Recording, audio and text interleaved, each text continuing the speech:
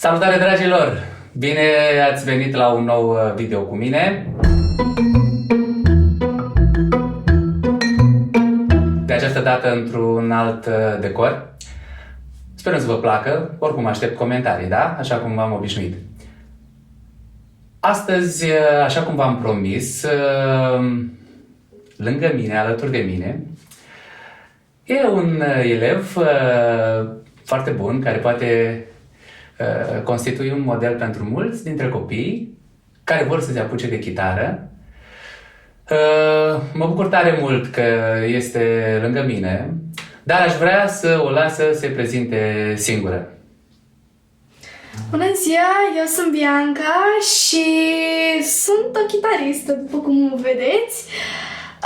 Fac chitară de aproximativ 3 ani și mă pasionează acest lucru foarte mult. Mai știi data? Da, am apucat de chitară pe data de 2 octombrie 2016 la ora 4.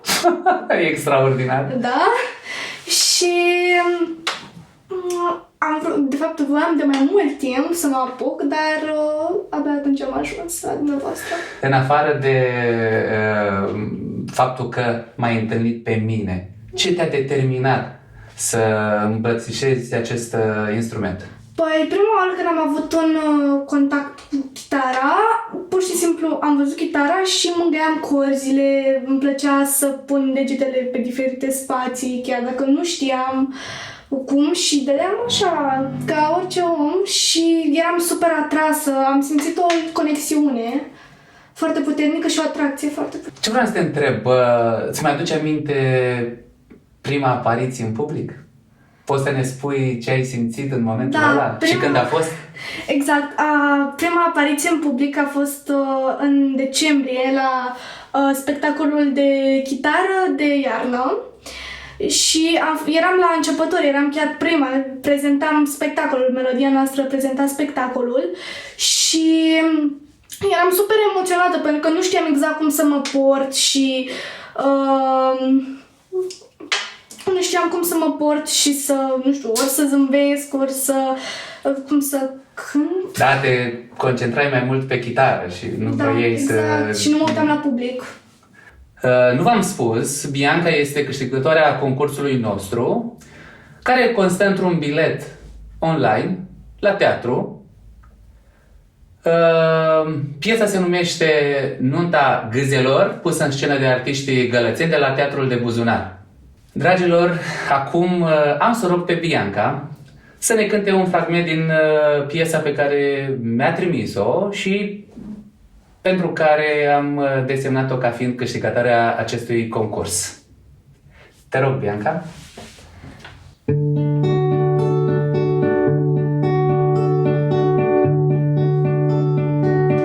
Hai, spune-mi tu în șoaptă că-i de vreme, ce fel de zi afară vreau să depind de tine. Spune-mi tu cât încă nu-i lumina, ce fel de vreme vine, vreau să depind de tine. Și spune-mi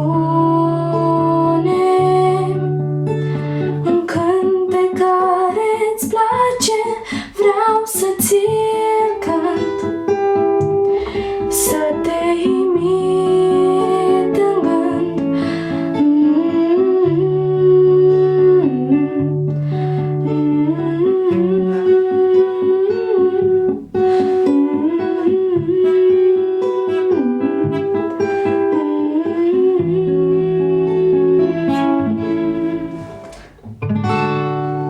Bravo, foarte, foarte frumos, foarte frumos. Cu această melodie am câștigat concursul nostru. Aș vrea să felicit și alți copii care mi-au trimis materiale. Ei se știu foarte bine. Marinela, Sorina, Florin, Andrei, Daria, sper să nu uit pe nimeni, Ștefan. Le mulțumesc și vă aștept și pe voi în continuare. să-mi trimiteți pe pagina mea filmulețe cu ce faceți voi și nu uitați să comentați în secțiunea de mai jos ce v-ați dori, ce ați vrea să mai vedeți, să mai revedeți și așa mai departe. Vă rog să rămâneți lângă noi pentru că Bianca în finalul clipului o să ne cânte o melodie extraordinar de frumoasă și de veselă. O să vă placă. Deocamdată nu vă divulg nimic. Vreau să întreb pe Bianca, am văzut că are ceva acolo pe chitară. Despre ce e vorba? Ce e ăla? Acesta este un capodastru. Ne spui la... Da, la ce se folosește. El ridică sau coboară tonalitatea sunetelor ca să ne vină mai bine în voce. Excelent! Dragilor, mi-am propus ca într-o ediție viitoare, într-un nou video, să abordez și subiectul compoziției. Pentru că și Bianca a compus melodii foarte frumoase și la capitolul ăsta mai am câțiva elevi pe care o să-i invit și o să ne vorbească și să ne împărtășească din impresiile și senzațiile și, eu știu, acestui minunat capitol, compoziții. Dragilor, într-un viitor video mi-am propus să abordez și capitolul compoziții. La acest capitol și Bianca face parte pentru că și ea a compus. Mai am câțiva copii, dar vă aștept și pe voi, toți care ați compus, care ați încercat. Trimiteți-mi, vreau să văd ce fantezii pe note muzicale ați făcut. Deci, trimiteți-mi, abia aștept să le vizionez. Bianca, înainte de a ne cânta ultima melodie pe care ți-ai propus să ne-o prezinți, vreau să-ți mulțumesc că ai fost alături de mine. Mulțumesc și eu că m-ați invitat. Mă bucur, ai fost o prezență extraordinară, exact așa cum mă așteptam. Voi, dragilor, nu uitați să lăsați comentariile în secțiunea de mai jos, nu înainte de a ne da un like și a vă abona pe canalul meu de YouTube. Bianca! Așa.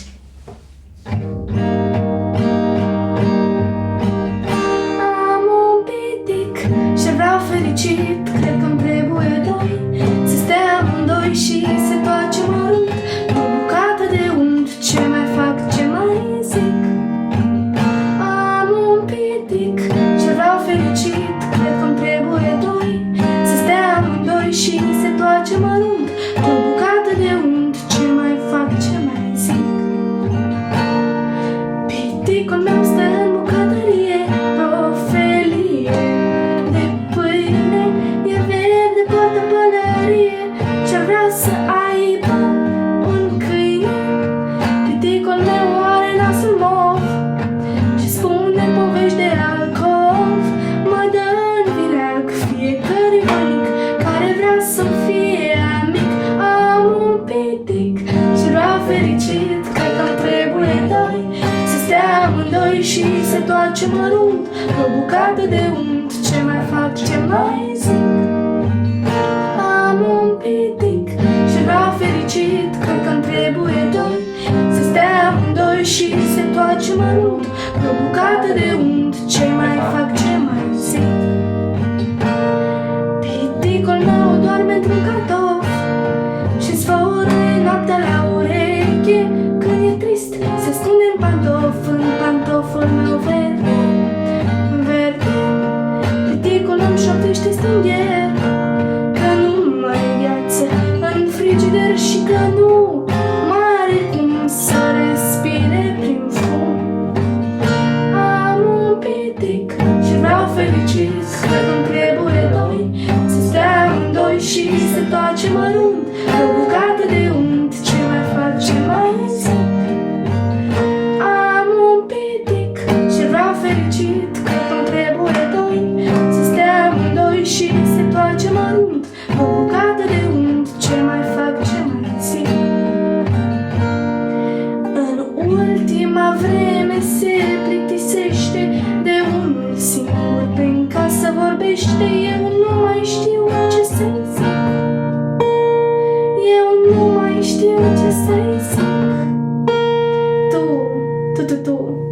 Tu ai un pitic? Am un pitic și vreau fericit. Cred că-mi trebuie doi, să stea amândoi și să tacem mărunt. O bucată de unt, ce mai fac, ce mai zic? Am un pitic și vreau fericit. Cred că-mi trebuie doi, să stea amândoi și să tacem mărunt. O bucată de unt, ce mai fac, ce mai zic? Ce mai fac, ce mai zic? O, Doamne, da, am un pitic. Excelent!